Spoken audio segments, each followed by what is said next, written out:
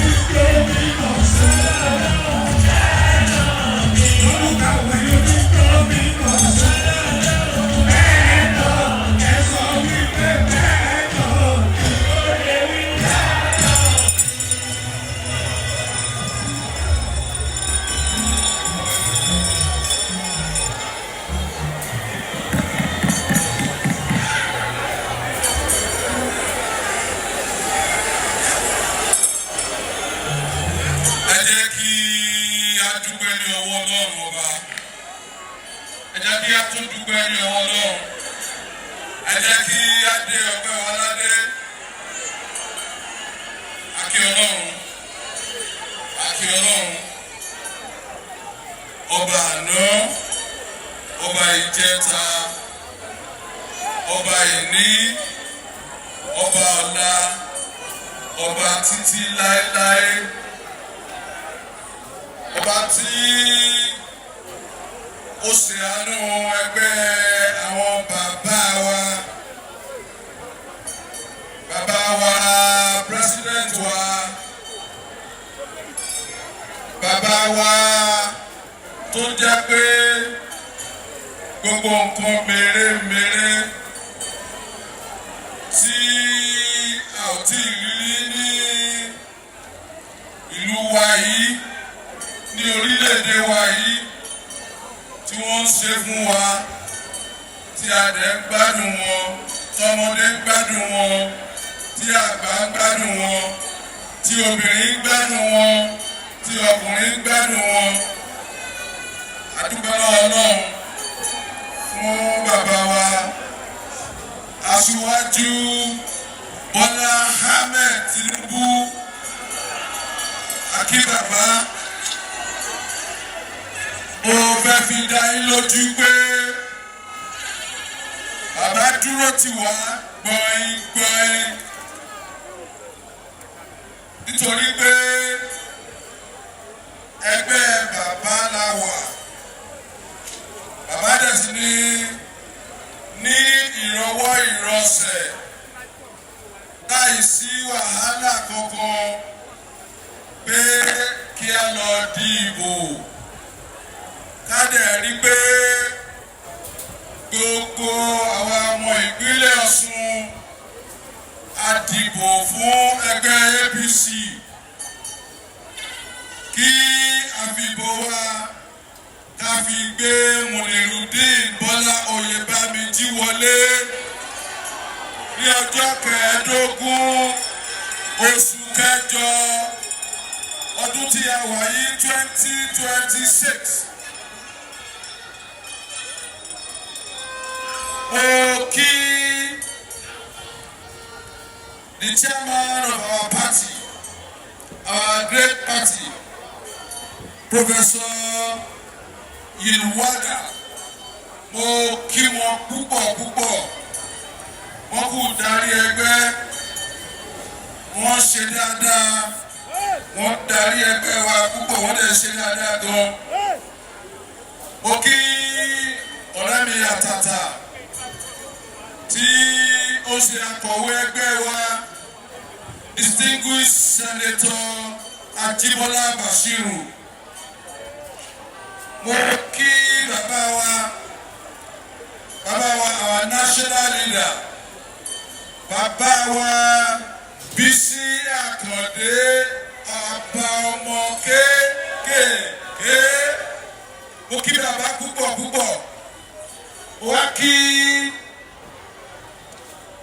my leader, my mentor, the leader of our party ní Ọ̀ṣun State, bàbá wa His Excellency Alhaji Isiaq Gbóyèga Oyètọ́lá. Mo kí pọ̀ ìlérí Olúwa nìyẹn o. Mo kí chairman party wa ní ìpínlẹ̀ tí a wà yìí, chairman olóríire. Láìpẹ́ láì jìnnà ní ọjọ́ 16 oṣù kẹjọ ọdún tí a wà yìí, chairman wa Tajudeen Isoko Lawal á di alága gómìnà ìpínlẹ̀ Ọ̀ṣun.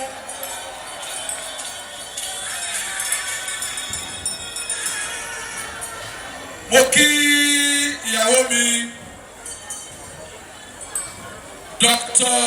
Sekinat Bọ́láńlé Bọ́lá Oyèbámijí.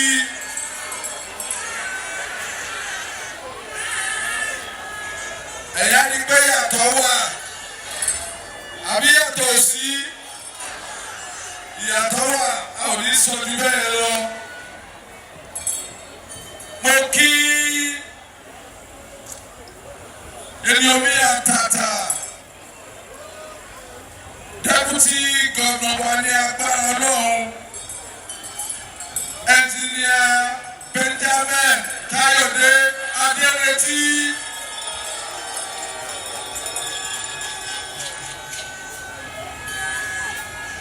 Mo kí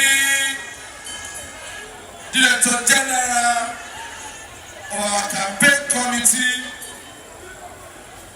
Honorable Wọlé Ọ̀kẹ́ Ẹkùn ọkọ̀ Adélékè.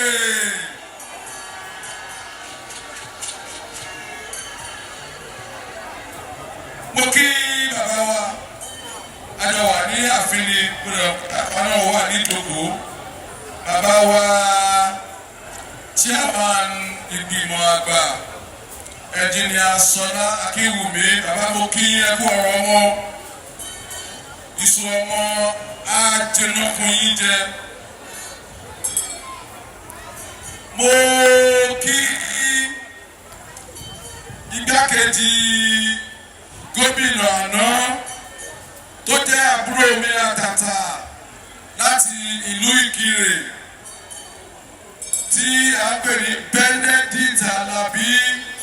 Mo kí ẹ bọ́à, mo kí ẹ. Mo kí bàbá wa ṣọ́ ìbòlè lókun, bàbá mo kí yín.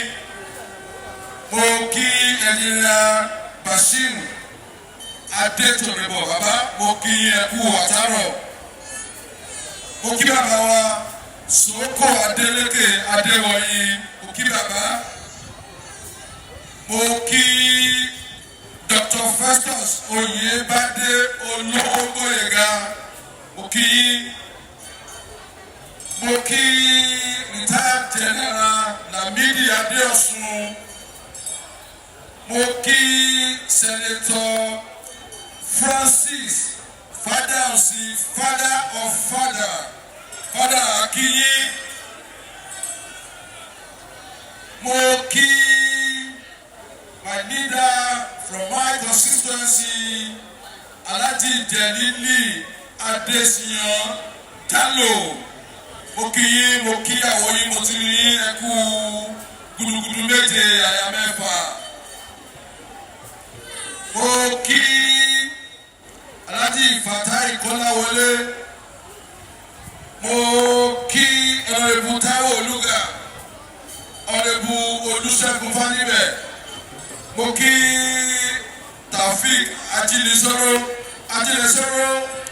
Òun ni ó ṣojú wa ní ẹkùn yìí ní agbára Ọlọ́run ní Àbújá tí a ń pè ní House of Representatives. Mo kí Alhaji Olówó Asálú, mo kí bàbá. Mo kí Right Honorable Timothy Owóẹ̀yẹ. Mo kí my prince from home, Prince Dọ̀tun Babayemi. Mo kí Engineer Adéwọlá Adédàpọ̀, mo kí yín. Mo kí my good brother from the source, Honorable Rotimi Makinde. Mo kí alága campaign ẹgbẹ́ wa ní agbègbè yìí. Mo kí Honorable Wálé Òjó ẹkúṣẹ́. Eléyìí ká mọ̀mọ̀ nífẹ̀ẹ́. Eléyìí bú àyà. Mo kí Dr. Thomas Ògúngbàǹgbé. Mo kí mọ̀mọ́ wa the woman leader wa Alhaja Kudirat Fákókùndé. Mo kí àwọn tí wọ́n ti ń ṣe gbogbo tí wọ́n ṣe iṣẹ́ ìlátẹ̀ní. Mo fi chairman yín Rufus Oyègilé, mo fi kí gbogbo ètò ìwúwa ń tẹ dánwò lẹ́ni yìí. Ọlọ́run á jẹ́ kí ẹ jèrè ẹ̀. This is fantastic. This is great in Ife land. This ground is massive. This crowd is a crowd that is credible and organic. Tòlú mi dùn láti wá bí. Wá kí gbogbo ẹ̀yin ọmọ ẹgbẹ́ wa APC. APC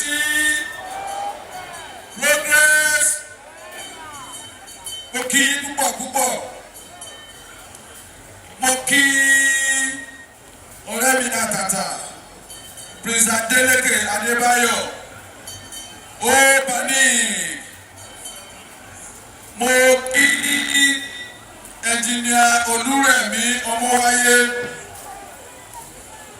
Mo kí my good brother Oyètìlóyè, wọ́n ti wà níbí báyìí látàárọ̀.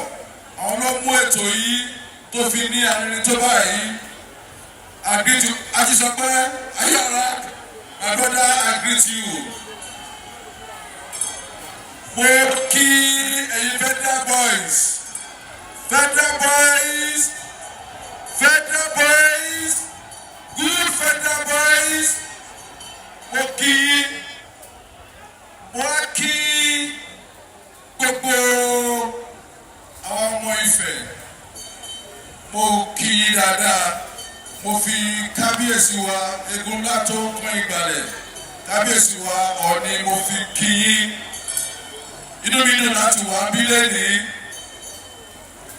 Ọ̀rọ̀ mi ò ní pọ̀ púpọ̀ torí a ti sọ̀rọ̀ púpọ̀ ní ààfin, a lè ti sọ gbogbo tí ìjọba Muyideen Bọ́lá Oyèbámíjí ní agbára Ọlọ́run ọba tó máa ṣe fún Ifẹ̀. Àwa ò ní ṣe ìlú kan dá ìlú kan sí. Àní kó gbogbo ọrọ̀ ajé Ọ̀ṣun lọ síbi kan. Ní agbára Ọlọ́run àwa máa ṣe déédéé. A dẹ̀ máa ṣe ìjọba tó dára, àní tàn yín jẹ. Àwọn ò ní parọ́ fún yín. A dẹ̀ ṣe dáadáa fún ìpínlẹ̀ Ọ̀ṣun.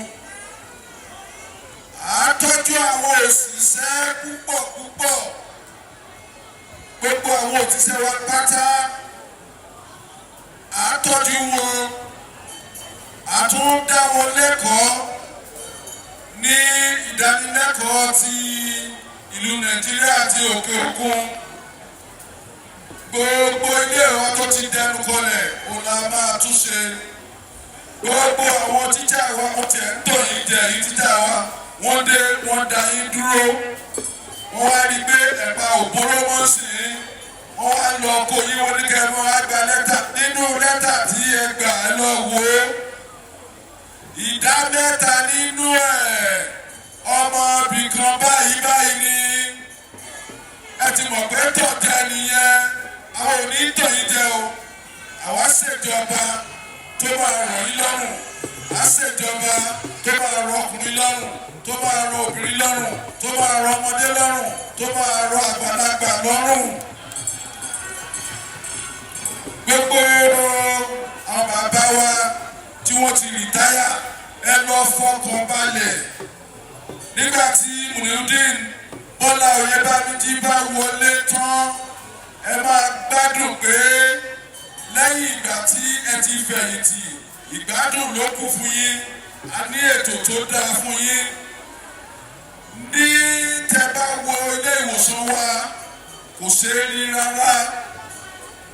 Kò sí òṣìṣẹ́ níbẹ̀. Ẹ̀yin òṣìṣẹ́ ilé ìwòsàn pátápátá àti ti Ministry of Health a máa tọ́jú yín dáadáa. Débi pé gbogbo àwọn tó wà ní ìlú òyìnbó tí wọ́n ti lọ, tí wọ́n ti jápa, gbogbo wọn náà máa padà wálé. Mo lè tún fẹ́ fi yé yín pé ètò ààbò, a máa ṣe ètò ààbò tó nípọn. Torí pé ètò ààbò ó ṣe pàtàkì púpọ̀. Lẹ́yìn ètò ààbò, àtọmọdé àti àgbà, àti ọkùnrin àti obìnrin, olówó àdìrí ìjọba Muyideen Bọ́lá Oyèbámíjí come 16th of August 2026 tí Ọlọ́run bá ti fi adé náà lé wa. Àwọn ti gbà pé Ọlọ́run ti fi adé lé wa lórí. Ṣé rí ẹ̀yin tí ẹ ṣiṣẹ́ àdáni?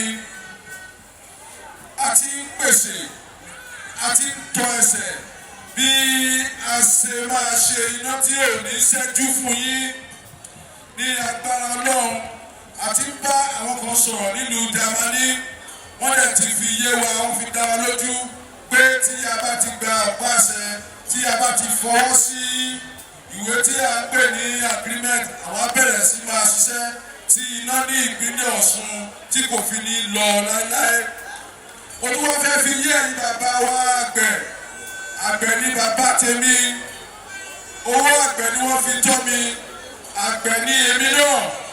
Gbogbo ẹ̀yin bàbá wa tí ẹ wà lóko tí ẹ jẹ́ àgbẹ̀ á fún yín ní àwọn nǹkan tí ẹ máa gbìn tó jẹ́ pé ní ọdún kan àbọ̀ á ti máa ṣe èso rere.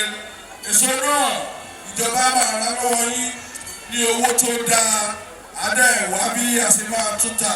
Á ṣe ètò fún ẹ̀yin àgbẹ̀ ní ètò tó jẹ́ pé gbogbo àwọn tó tiẹ̀ ń ṣiṣẹ́ ìjọba wọ́n fẹ́ padà sí àgbẹ̀. Mo kí yín ní ẹ̀kan sí i, mo lè dúpẹ́ lọ́wọ́ yín ẹ̀yin bàbá wa àti ìyá wa àti ọmọdé àti àgbà ní ìlú Ifẹ̀ fún bí ẹ ṣe túyáyá tí ẹ túyáyá tí ẹ wá pọ́n ẹgbẹ́ APC lé tí ẹ̀dẹ̀ ti fi ọwọ́ sọ̀yà fún wa nígbà tí a wà ní ààfin pé ní ọjọ́ kẹẹ̀ẹ́dógún oṣù kẹjọ ọdún 2026 Munirudeen Bọ́lá Oyèbámíjí lè máa dìbò fún. Ẹgbẹ́ wa á ṣe dáadáa fún Kìrìsìtẹ́nì, á ṣe dáadáa fún àwọn bàbá wa lẹ́sìn àbáláyé, á ṣe dáadáa fún Mùsùlùmí.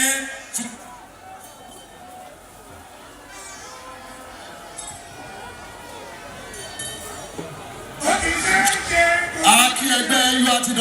Ẹ̀yin ẹgbẹ́ Orímọ́tò àti ìdáyé tún pé ẹgbẹ́ Orímọ́tò mo tiẹ̀ dúpẹ́ lọ́wọ́ yín torí pé ẹ dúró tì wá, ẹ ti wá bá wa, ẹni pé APC lè máa dìbò fún. Mo kí yín, mo fi Ọlọ́run kí yín pé ẹ ń jẹ̀gbádùn ìjọba APC nígbà tí a bá dé ìjọba ní agbára Ọlọ́run. Mo kí gbogbo ìyálọ́jà àwọn ìyálọ́jà wa, mo kí ẹja ti sọ ètò tí a bá ṣe fún ìyálọ́jà. Wọ́n kí mọ̀mọ́ wa ìyálọ́jà sílẹ̀ bá dé. Mo kí púpọ̀ àtòkò a máa ṣe ètò tó jẹ́ pé ìyàwó tí kò ní èlé àti èlé kékeré, kódà a máa ṣe ètò tó jẹ́ pé láì tiẹ̀ yáwó ìjọba máa fún yín ní owó tẹ́ máa fi ṣe owó yín. Mo tún fẹ́ fi dánilókè ẹ̀ wò ìjọba òkè, ìjọba bàbá wa Bọ́lá Ahmed Tinubu wà lókè. Ní ìjọba ti ìbílẹ̀ àtún ní APC ló wà bẹ́ẹ̀. Ti Arígùngùn tó jẹ́ ti ìpínlẹ̀ ní agbára Ọlọ́run kò ní ṣòro fún wa tí a bá ti wọlé. A máa ṣe ètò láti gbé gbogbo nǹkan tí ẹ bá fẹ́ ni a máa gbé lọ sí òkè láti ràn wá lọ́wọ́. Mo dúpẹ́ púpọ̀ lọ́wọ́ yín, àdélébáre àrìnàkóre Àfọ̀yà ìbò APC ó yẹ ju fìlà yẹ ju balẹ̀ yẹ ju balẹ̀ yóò yẹ ju balẹ̀ rẹ̀ àfilé àfọdún sí gbó.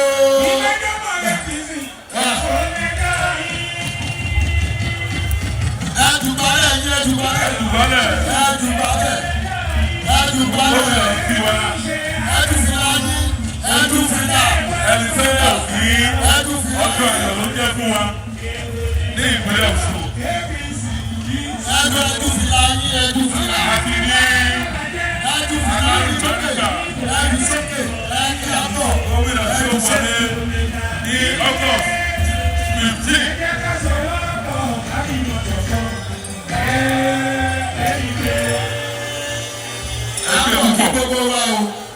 Igbákejì àmọ̀ kí gbogbo wa yóò kọ́ ẹ̀fẹ̀ o. Ẹnjìnìà Ẹ̀là kí gbogbo lé o.